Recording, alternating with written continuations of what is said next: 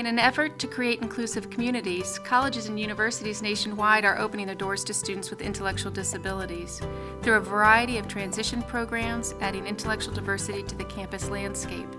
To support diverse students, some programs have established mentoring opportunities pairing college students with and without disabilities.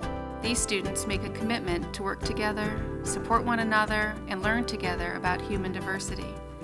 At Northern Kentucky University, we call these mentoring partnerships. The mentoring program to me is a partnership between a student with a disability and yourself. You're trying to build new relationships and create an experience with that person. Not only is it just academic based, but it's also a social experience and trying to live the same kind of college life that you would live with any of your other friends. The thing I like about mentoring is meeting new people and having fun with my mentors. We study over notes, so studying for my tests coming up, and I had so much fun with them. It's just getting to know her on a level of where she's my friend and she's someone that I come to study with. And she's not a person that has a disability, she's just Sarah. It's an interesting experience because I get the chance to hang with him outside of class, eat lunch with him, talk to him about his family, talk to his dad sometimes, and it's more of a down-to-earth connection with someone rather than just getting the academic side of school. And that it's not just a credit, it's a connection with another student with a disability and helping them along to get their academic achievements on. You know, when we started this whole thing, we were really looking at supporting students with intellectual disabilities basically academically, and our thought was that anybody can learn. A lot of people have misconceptions about the competence level of people with intellectual disabilities, and they assume that there's a ceiling of learning or a ceiling of understanding, and that's just not the case. And so we were really trying to provide students with ongoing learning opportunities with same-age peers, in the natural place to do that as a college campus, where they can gain knowledge and skills. And I still think that that's a big part of what we're doing, but we've come to learn that probably a more important part of it is the social part. And so mentoring becomes about including people in a community and having diverse learners, not just racial differences or cultural differences or religion differences or sexual orientation differences, but differences in intellectual ability. So intellectual diversity. We do have mentoring meetings, and the purpose of the meetings is just to have parents, mentees, mentors, professors, whoever's involved in that student's life on campus to come together, to be able to communicate what best is needed for that student and to form what we would call a person-centered plan with them as the center so that you know what their hopes and dreams are and what their goals and what they want to get out of the experience on campus so that the experience can be best tailored to what they need. Yeah, and one thing is taking initiative and introducing yourself to your professors, not only your special education teacher, but also the class that he's enrolled in, introducing yourself to her, because she can introduce to you the resources that they use within the classroom.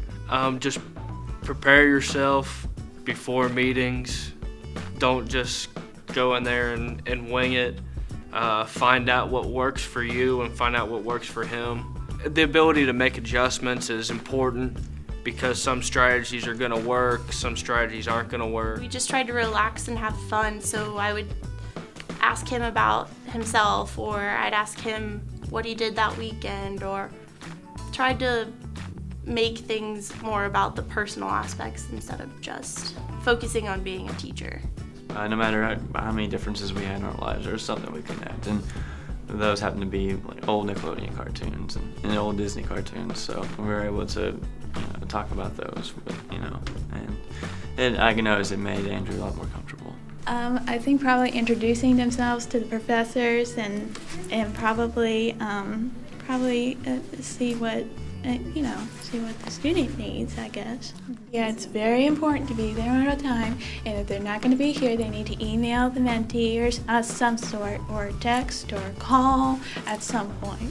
I think probably it would be helpful was to go over the notes and make sure that you know what they're talking about, and basically, what's to expect.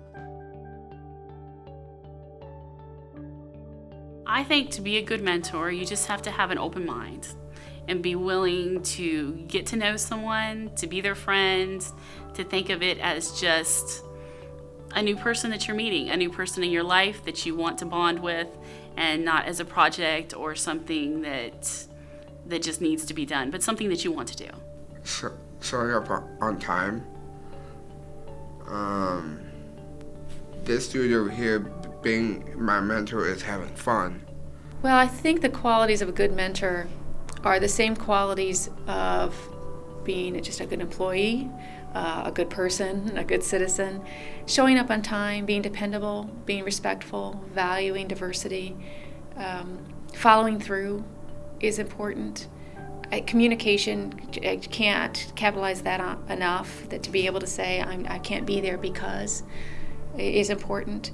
Also, with us, is open-hearted and speak the truth to each other. To be a good mentor, you need patience. You need to have a positive attitude looking into it. You need to have a friendly demeanor. You need to be the one that reaches out and tries to develop that friendship. Initially, when we first started the program, we didn't require a social component. We were really working on the academics, and so our focus was on getting students, mentors and mentees, mentoring partners, involved together in classes or studying after classes. And the mistake we made was that made it a really one-sided relationship. It wasn't a mentoring partnership. It was a tutor-tutee, and somebody was always telling somebody else what to do and how to do it. And that made for a really unequal relationship. And it also didn't provide the mentors the experience or the understanding of who this mentee was about. All they were looking at was the deficit, the area of difficulty, which was the academics. When I started requiring that they do at least one fun thing a semester, that changed everything. Some of the fun things that I did with my mentoring partner were going to a movie. We did some on-campus things like seeing a play. We went to a couple sporting events. We talked about things in the library. We just had that typical hangout time with each other. We go to lunch every week, and then we've done some different things, just like walking around campus and hanging out. We've been down to the game room and did the different activities there, watched TV and listened to some music and played games, that kind of thing. Well, that's where they learn about how to communicate, how to give the give and take. People start looking to them as being equal members, and to me, that's what it's all about. So I think it's a very important component and one you should never leave out.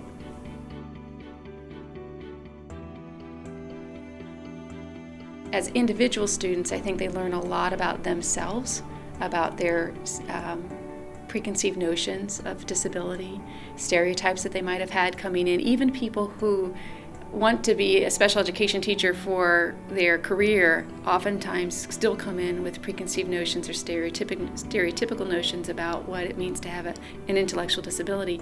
And I think mentoring kind of blows those notions out of the water. I think it offers people an opportunity to see the sameness and have that outweigh the differences.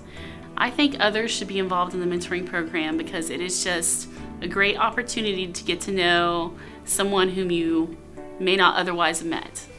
As professors and as other students in classes start to see more and more students who do have disabilities in the classroom with them, it will become something that's more common, and hopefully, more and more people will get involved, and it'll just be something that is, very commonplace at some point. Worst case scenario, you make a new friend. Best case scenario, you actually help a diverse learner become successful in college, whether it's academically or socially or just providing support. So there's not a negative component within that. I'd love to be a mentor someday, and I think it's kind of fun to be working with people, and I'm glad they're helping me, and they're all glad that I help them. I say they are awesome, they are great, and they are so special mentors to me, and I'm happy for it. It's a great opportunity to do it. Creating mentoring partnerships can be a very valuable way to provide meaningful, inclusive opportunities for college students, both with and without disabilities.